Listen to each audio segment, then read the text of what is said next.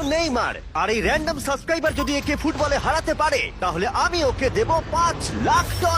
আমি এর সাথে, যার জন্য তোমরা সবাই এতক্ষণ অপেক্ষা করছিলে, বিশ্বের অন্যতম সেরা ফুটবল প্লেয়ার নেইমার, একজন ইন্টারন্যাশনাল ফুটবল সুপারস্টার, 28টা চ্যাম্পিয়নশিপের বিজেতা, একটা অলিম্পিক গোল্ড মেডেল, আর এছাড়াও ব্রাজিলের সর্বকালের সব থেকে বেশি গোলদাতা। সে কম্পিট করবে একজন সাধারণ প্লেয়ার হিগোরের সাথে, আর ওরা কম্পিট করবে $5 লাখ জন্য। যদি তুমি যেত, এই টাকাটা শুধু তোমার ব্যাংক অ্যাকাউন্টে যাবে, কিন্তু নেইমার জিতলে ওর বেছে নেওয়া যে কোনো চ্যারিটিতে আমি টাকাটা দেবো।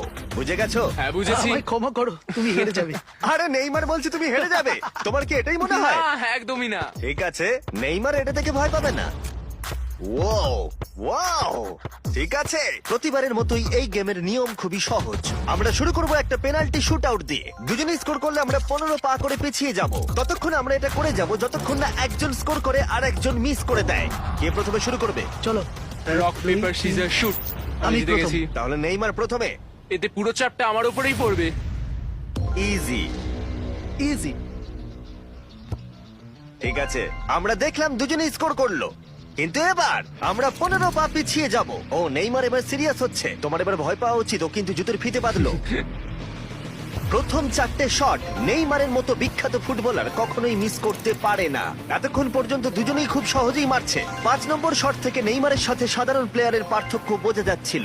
অফিসিয়ালি দুজনের পক্ষেই চ্যালেঞ্জটা এবার কঠিন হচ্ছে। যতক্ষণ না মিস হচ্ছে ততক্ষণ আমরা পিছবো। এবার তুমি ঠিক আগে আছে? মারো। আমি আগে কোচ মারবো? চায় তুমি প্রথমে শট মারো। ঠিক আছে, মারছি। ও ও, ঠিক আছে, এটা এখনো পর্যন্ত তোমার সবথেকে বাজে শট। এবার নেইমারের পালা।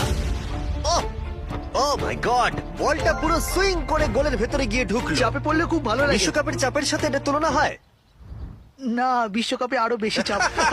দাঁড়াও, তুমি শট মারার আগে তুমি $5 লাখ চেকটা ধরো। নিশ্চয়ই। তুমি এটা গোল করলে আর ও মিস করে দিলে এটা তোমার হয়ে যাবে। তুমি নেইমারকে হারাতে পারবে, ঠিক আছে? ভরসা রাখো। ঠিক আছে। ও না, নেইমারকে এটা গোল করতে হবে। যদি ও মিস করে তাহলে তুমি সুযোগ পাবে। মিস করো, মিস করো প্লিজ। দাঁড়াও ভাই, এদিকে একটু সরে এসো। এই গোলটা তবেই কাউন্ট করা হবে যদি এটা বারের মধ্যে লেগে গোলে ঢোকে। না ঢুকলে এটা গোল নয়। নেইমার এতটাই ভালো যে ও বলছে গোলটা তবেই কাউন্ট হবে যদি বলটা বারে লেগে গোলে ঢোকে।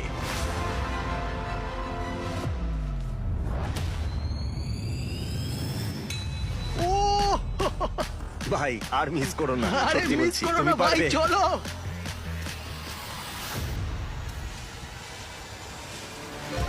ঠিক আছে, ওর ভাগ্য ভালো যে নেইমার ওকে সুযোগ দিচ্ছে।